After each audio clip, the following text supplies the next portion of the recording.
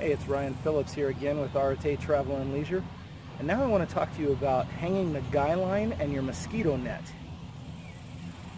Now we give you 3 of these very small pieces of rope in case you need a lot. But you should probably only need 2. I tie 2 of them together, and I usually just tie it as if I were tying my shoes because it's very easy and I can get it apart easily later. And it doesn't have to hold much weight. It's just hanging that very light net.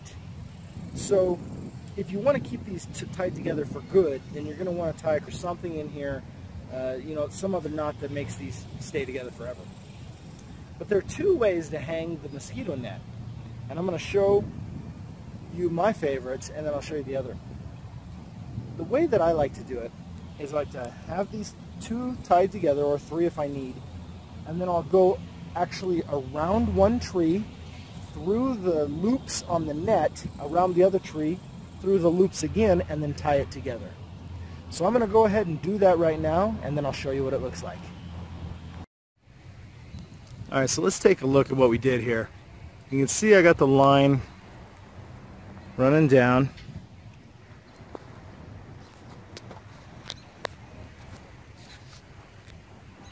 Through the loops. I tied it both times in the middle actually to make the 2 lines become one big loop. Went through the net loops up and around the tree,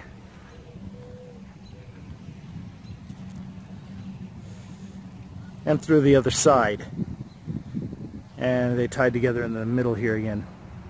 And you can see with here's the zipper, here's how you get in and out of it. But one thing I wanted to show you was in the middle here you'll see another extra 2 loops that I did not use. There's another way you can hang this net, and the way we do that is to sort of tie our guy line around one tree, then go through the 2 middle loops, then tie it to the other tree. So it's just one line instead of 2. I kind of like it this way better because it keeps it out of your face a little bit better, whereas the other one can kind of become a teepee and can kind of fall in on you. But it's your preference, obviously. They both work just fine.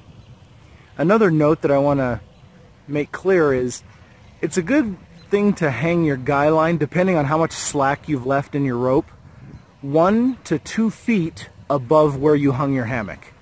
So you can see I'm a couple feet above, and you just you kind of play with it to get the net up out of your face, but not overly stretching it out. And that's all there is to it, hanging the mosquito net. Now you'll be bug free.